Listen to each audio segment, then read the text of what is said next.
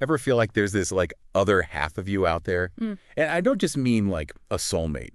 I mean like a total reflection of your soul. I see. Yeah, like Yeah. looking in a mirror, but it's Right. another person staring back at you. That's the whole twin flame thing everyone's talking about, right? Right. And that's what we're diving into today. But um, Ready when you are. perfect. So we're going deeper than just what is a twin flame? You with me? Absolutely. Cool. So expert speaker, you're the expert. Why do you think this whole twin flame thing is so captivating to people? What's the big deal with this whole soul connection thing? Well, I think it really boils down to this innate human desire for connection, you know? It's like this age-old search for belonging and this idea that there's someone out there who just gets us on this really deep level. And that's a powerful thought. It totally is. And our source for today's deep dive describes a twin flame as basically, well, yeah, like I was saying, your mirror. It's like you're seeing your essence, but in another person. You know, but it's not always romantic, right? Like the source talks about friends, family. It's like the intensity is the main thing. Yeah. Right. And I think that intensity is a big part of what draws people to the concept. It's Right. not just about finding someone you connect with, it's about finding someone who you connect with on this incredibly intense, almost spiritual level. Okay, yeah. Intense, like telepathic even. Because our source mentions that as a possible twin flame thing. Is there like actual proof of that, or is this more of a feeling kind of thing? Yeah, so good luck finding a scientist who can measure telepathy. Yeah. It's one of those things where there are tons of stories, anecdotes, people swearing up and down they can feel their twin flames energy from miles away. Right. But proving it, that's a whole other ballgame. Plus, our brains are wired to find patterns and make connections, right? So that instant connection you feel could be real, could just be good old-fashioned chemistry, plus maybe a little wishful thinking. Like you saw The Notebook last night, and suddenly every stranger looks like your soulmate. I get it. Exactly. Okay, but here's something I find interesting. Our source makes a distinction between soulmates and twin flames. Soulmates, we've got a whole crew of those, friends, lovers, whoever, right? But twin flame, only one per customer, apparently. So what makes this one connection so different, so special, that it gets this whole other category? I think it's about the perceived intensity and the purpose, right? The twin flame concept takes this idea of a soulmate, but it adds this layer of like destiny to it. It suggests that this one relationship is meant to push you towards massive personal growth. So less about Netflix and chill, more about shaking things up and like forcing you to become a better version of yourself. That's a good way to put it. It's like the twin flame isn't there to complete you, but to challenge you, to help you grow in ways you maybe didn't even realize you needed to grow. Okay, so maybe less rom-com, more like action-adventure with a side of existential crisis. You got it. I like it. I can get behind that, but It doesn't sound exactly easy, does it? rarely is. So we're talking about these big, intense, life-changing relationships. Mm. But how do you know, like really know if you've met your twin flame?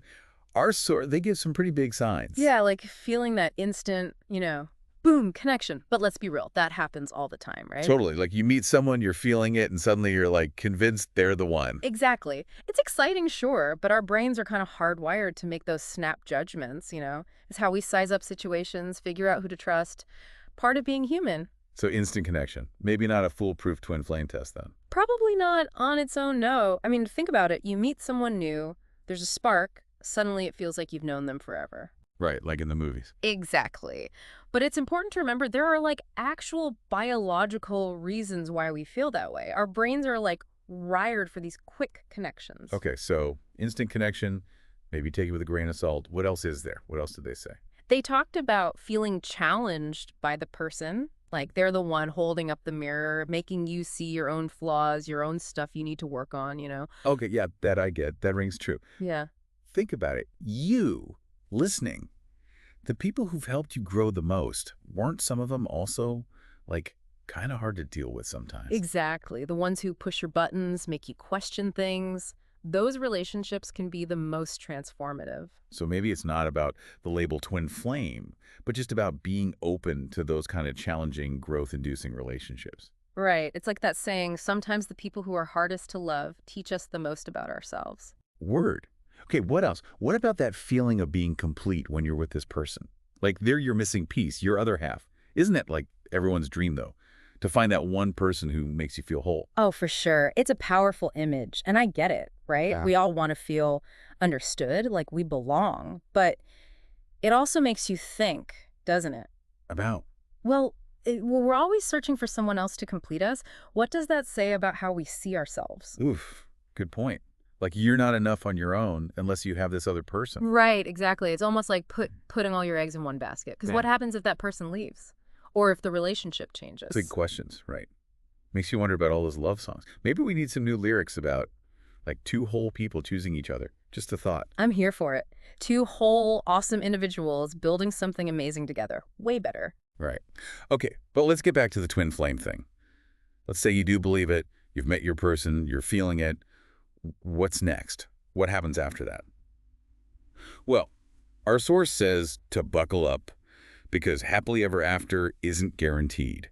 Apparently, meeting your twin flame can really turn your world upside down. Yeah, it's definitely not all sunshine and rainbows. Like what? Ah. What happens? Well, it's described as this like super intense journey, Yeah. lots of highs and lows, moments where you're like totally connected and then bam, conflict, or even distance, like you're on different planets for a while. Isn't that kind of like every relationship though? In some ways, sure. But with the twin flame thing, it's like those ups and downs. They're not just random. They're all part of this big cosmic plan for like mutual growth and evolution. Hmm. Sounds like a lot of pressure. Yeah. What if you just want to order pizza and binge watch something? Right. Like sometimes a regular Tuesday night is just a Tuesday night. Exactly. So is this whole twin flame thing like romanticizing what might just be a messy relationship? It's possible. I mean, any relationship, twin flame or not, takes work. You got to be realistic. All right. Okay. So where does that leave us? What's the takeaway from all this twin flame talk? Whether you believe in it, like literally or not, I think it says something really interesting about us, about humans. Like what? This deep need we have for connection, for a love that feels like meant to be, like it was written in the stars or something. And even more than that, this idea that our relationships can transform us, make us better versions of ourselves, I think that's something we all crave. So maybe it's not about finding our other half, but about like becoming whole ourselves. Exactly. Because when we're okay with who we are, flaws and all, that's when we can really show up authentically in our relationships. That's a really great point. So, for everyone listening, maybe this deep dive got you thinking about your own connections, the relationships that have challenged you, changed you. Maybe there's a little bit of that twin flame energy in there, right? But more importantly, remember that growth, it's a journey. We're all on it. And who knows, maybe the most transformative love story of all is the one we create with ourselves.